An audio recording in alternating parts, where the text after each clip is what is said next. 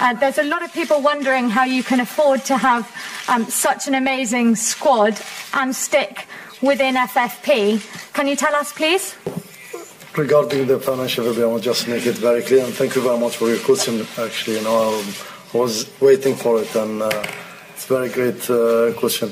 For us, always, as we said, we follow the financial fair play regulation from the day one that we started until the end. We're gonna always fulfill the regulation of the financial fair play. Before we do anything, basically, we look at with our commercial people, with financial people, with legal people. So as soon as if you see that we're signing Leo, that means we have the capacity to sign him. If not, we're not gonna sign him. We're not gonna.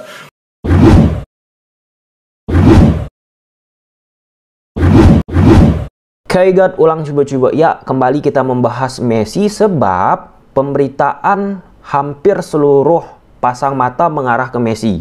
Kalau misalnya pemberitaan ke Ronaldo, pasti kita bahas Ronaldo. Karena pemberitaannya ke Messi, ya kita bahas Messi.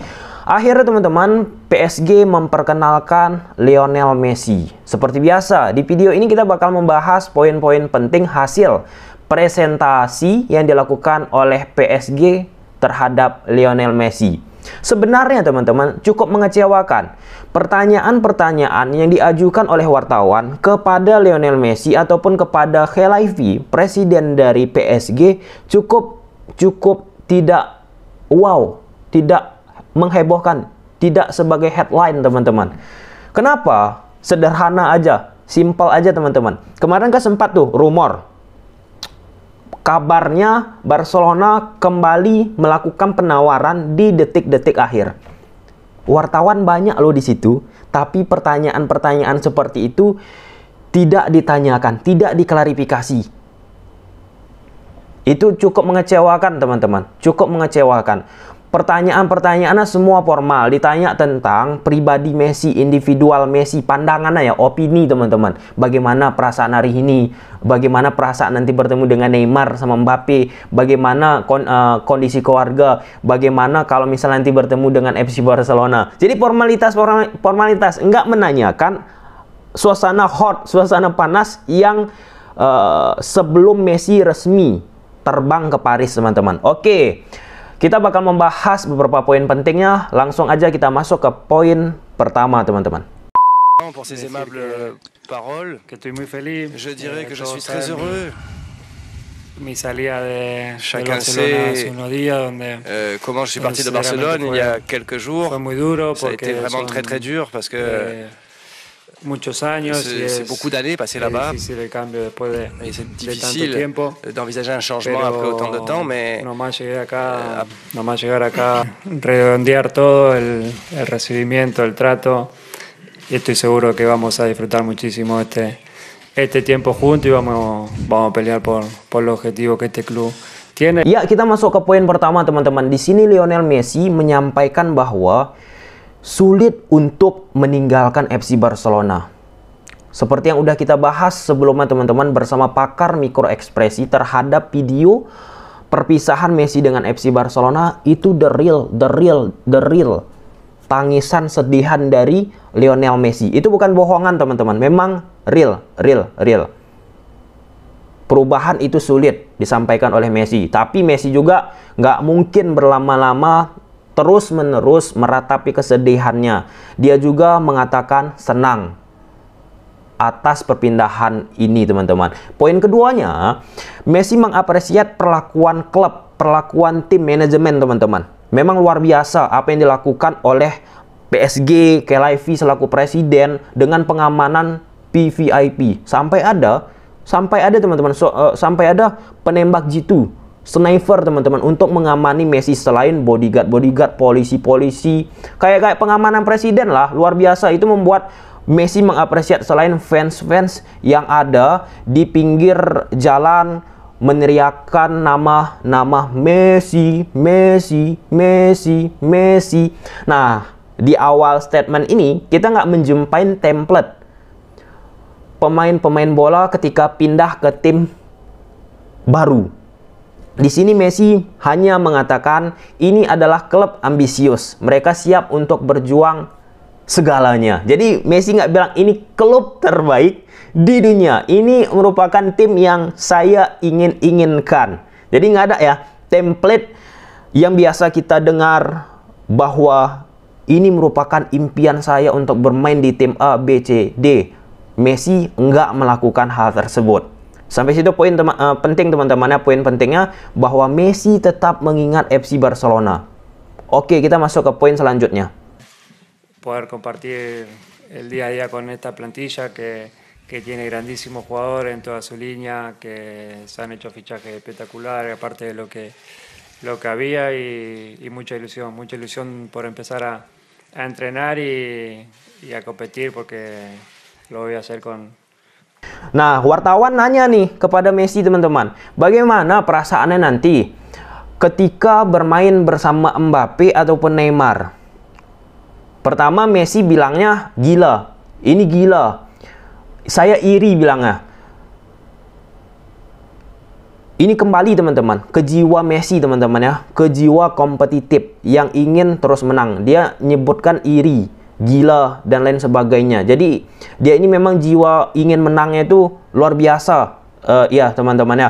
Nah kemudian ditimpal Messi, saya akan bermain dengan pemain terbaik dunia. Nah ini kehambalan Messi teman-teman ya. Dia nggak menunjukkan bahwa dia pemain terbaik dunia, tapi dia menyebut mereka-mereka itu pemain-pemain terbaik dunia. Ini ciri khas Messi ya, yang jarang kita jumpain kepada pemain-pemain lain. Ya mungkin ketika dia udah mendapat beberapa gelar 1, 2, 3, 4, 5 dan seterusnya, dia udah merasa superior, dia mengaku-ngakui dirinya pemain terbaik. Tapi bagi Messi, dia nggak. Dia sebutkan Neymar, Mbappe pemain terbaik dunia. Kurang humble apa lagi itu teman-teman. Itu poin kedua. Sebenarnya ini perspektif teman-teman, nggak begitu banyak poin-poin krusial yang disampaikan Messi, karena pertanyaan dari wartawan juga cukup mengecewakan, tanda kutip. C'est que todo el mundo conoce el futuro, es el jugador del Paris Saint-Germain. Kylian es muy competitivo, quiere ganar. Ha dicho públicamente que no quiere dejar el equipo.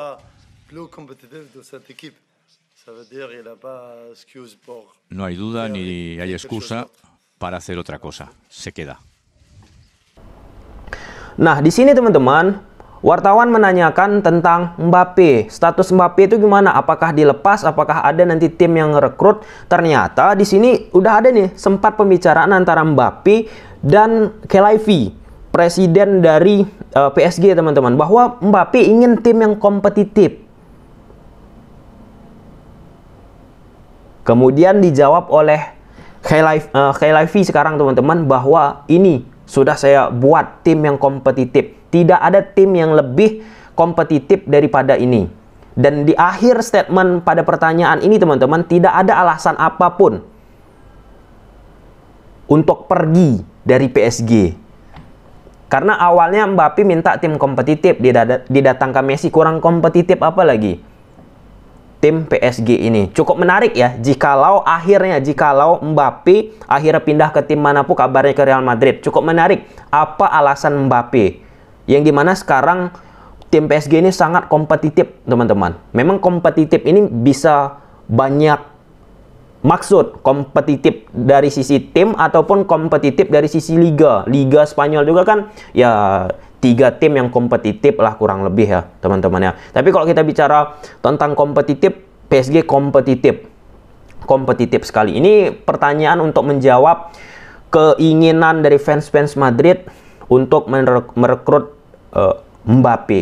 Di situ udah terjawab jelas teman-teman. Kita masuk ke poin selanjutnya. Los del Barça que están tristes hoy.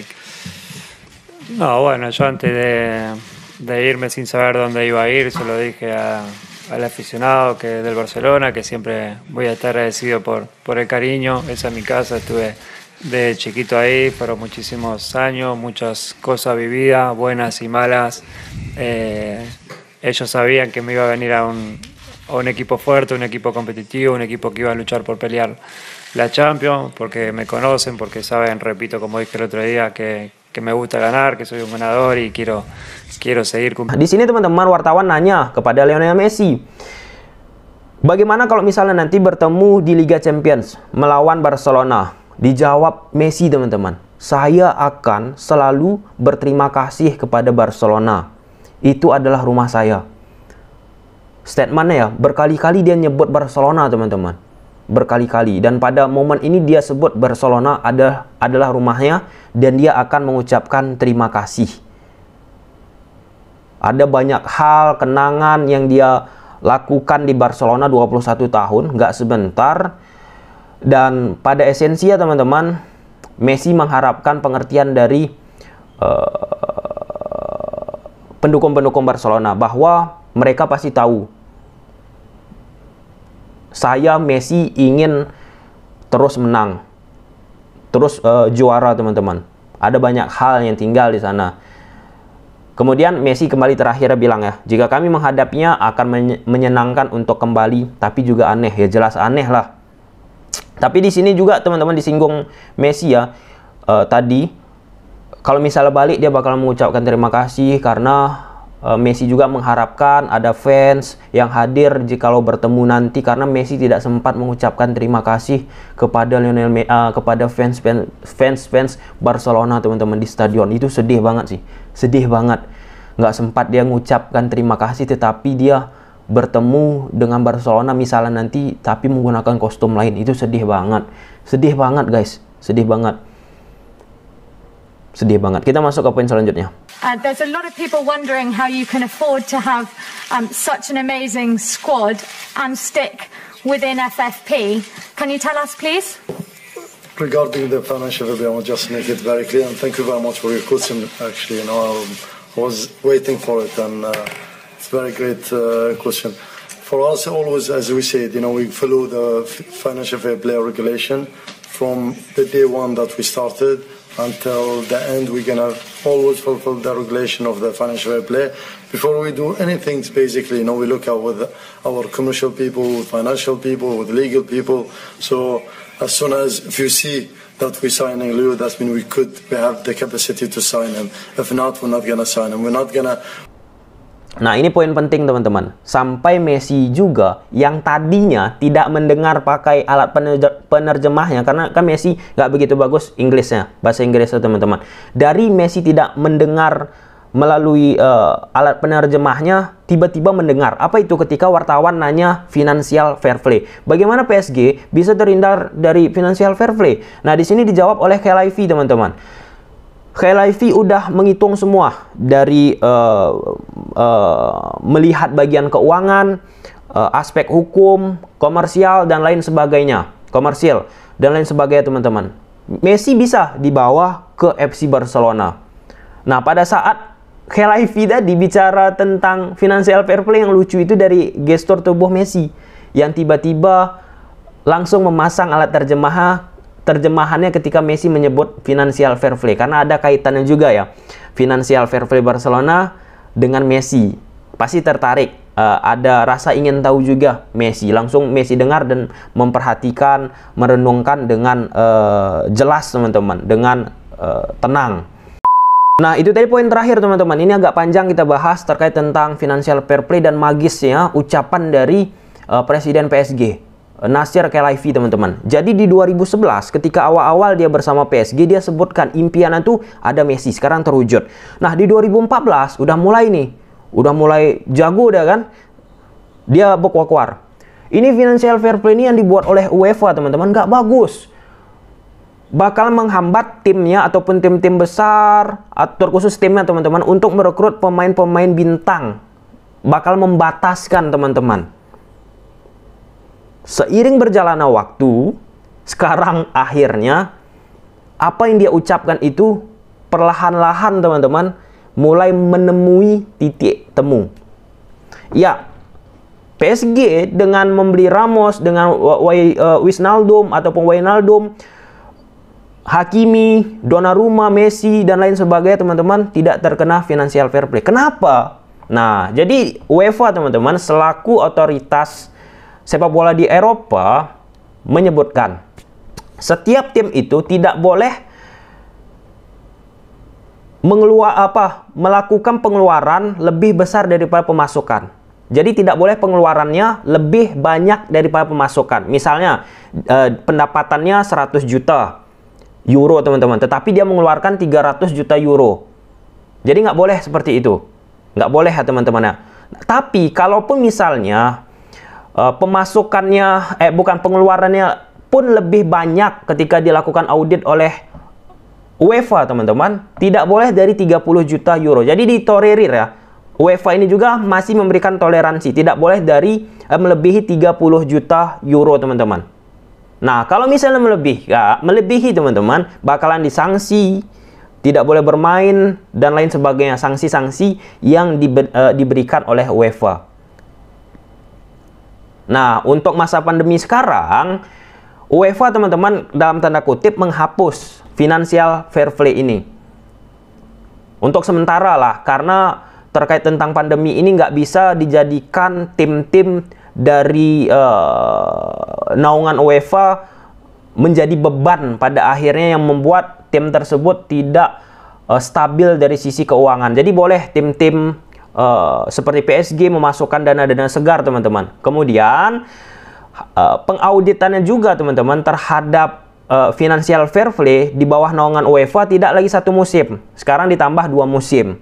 Jadi setiap 2 musim dilakukan pengauditan lah ya, berapa kerugian-kerugian yang didapat oleh setiap tim. Jadi semakin mempermudah, semakin diringankan financial fair play ala UEFA teman-teman. Itu dari sisi aturan ya teman-teman ya. Kita bicara dari sisi politis karena ini banyak sekali yang bahas di luar sana. Nah, kalau kita bicara teman-teman, Nasir Al-Khelaifi ini merupakan ketua asosiasi klub di Eropa. Dia ini baru menjabat teman-teman semenjak Agnelli, presiden Juventus, undur diri. Undur. Kenapa Agnelli undur diri teman-teman? Karena terkait tentang ISL. ISL ini salah satu founder teman-teman, yaitu Agnelli, Perez, dan Laporta. Ketika Agnelli turun, disepakati ketua asosiasinya dipilihlah Nasir Al-Khelaifi. Seperti durian jatuh teman-teman. Seperti durian jatuh. Kemudian, dia ini merupakan anggota COMEX, anggota eksekutif UEFA. Udah ketua asosiasi klub Eropa, udah anggota komite eksekutif UEFA, semua berdekatan dengan UEFA. Apalagi ketua asosiasi klub, sering komunikasi bicara teman-teman. Agnelli itu dekat kali tuh, sahabat kali sama presiden UEFA. Udah 2. Kemudian dia ini merupakan kepala BIN, salah satu pemegang hak TV utama UEFA. 3 cabang, 3 relasi untuk menembus UEFA. Untuk dekat dengan UEFA teman-teman. Selaku pemegang otoritas sepak bola Eropa, klub-klub Eropa teman-teman. Dan banyak yang menjudge nih, contohnya masalah financial fair play ya. Saya dijawab nih, dijawab Khelaifi tadi bahwa dia sudah mengikuti aturan, ditambah oleh netizen, dan saya sekamar dengan UEFA, jadi FFP tidak berlaku untuk kami. Dan banyak teman-teman komen-komen seperti itu. Langkah FFP pertama dari UEFA datang setelah presiden PSG Al-Khelaifi terpilih menjadi komite eksekutif. Nah, jadi pas Khelaifi ini masuk, dia langsung melakukan perombakan gitulah ya, melakukan diskursus terhadap perubahan-perubahan dari FFP. Dengan dia ada memiliki jabatan tuh, apa yang dia inginkan 2014 bisa pelan-pelan dia wujudkan teman-teman untuk meringankan dari financial fair play itu sendiri. Kemudian ini dari netizen lagi ya, @Napoleonismo. Ketika Khelaifi menjawab pertanyaan tentang FFP tadi, dijawab nih, kami mengikuti aturan bla bla bla bla, dijawabnya. Al-Khelaifi mengatakan bahwa mereka mengikuti peraturan FFP. Seperti Hitler mengatakan pada tahun 1944 bahwa ia menghormati hak asasi manusia. Kalau kita bicara jauh teman-teman, bukan dalam kondisi keadaan kedatangan Messi, udah kita bahas loh. Kalau teman-teman ngikuti konten ESL di video channel ini teman-teman, yang menang ketika kisruh ESL itu Khelaifi. yang menang, teman-teman. Ini cuplikannya. Menjadi menarik, teman-teman. Siapa yang menang pertama kali ketika European Super League ini? Salah satu pertama kali yang menang yaitu PSG dan pemilik PSG yaitu Nasser Al-Khelaifi. Nah, jadi Nasser Al-Khelaifi ini, teman-teman, berhasil sekarang terpilih menjadi komite eksekutif UEFA. Dan ketika tim-tim yang menggagas European Super League tersebut bergabung untuk mengikuti ESL, banyak tuh pos-pos di UEFA mereka tinggalkan. Dan ini merupakan momentum yang besar, yang baik bagi pemilik dari PSG, Nasser Al-Khelaifi. Nah, di situ sudah aku sebutkan bahwa yang menang itu Khelaifi. Dia duduk di posisi-posisi strategis, teman-teman, yang dimana dia juga ingin PSG ini semakin berkembang, semakin pesat, teman-teman. Dia juga sebutkan, dengan kedatangan Messi ini gila, fantastis, banyak sponsorship yang angkanya luar biasa, teman-teman. Ingin memberikan modal kepada PSG. Gila nggak tuh? Berhasil apa yang dia inginkan nih dari tahun 2011 sampai sekarang ini, semua dia inginkan, teman-teman. Dia memiliki uang, tentunya gampang untuk mewujudkan 2011 tuh keinginan dia merekrut Messi. Bagaimana merubah FFV 2014 dia udah protes, ya masuk ke dalam, dia pun masuk. Ini cerdasnya dia ya. Ini cerdasnya dia, presiden PSG, Khelaifi, teman-teman. Ini cerdasnya dia. Nggak mungkin Khelaifi keluar dari luar, nggak masuk ke dalam untuk merubah sistem tersebut. Itu cerdiknya Khelaifi. Sampai situ aja dulu video. Kalau suka teman-teman video ini udah tahu apa harus kalian lakukan. See you the next video. Bye.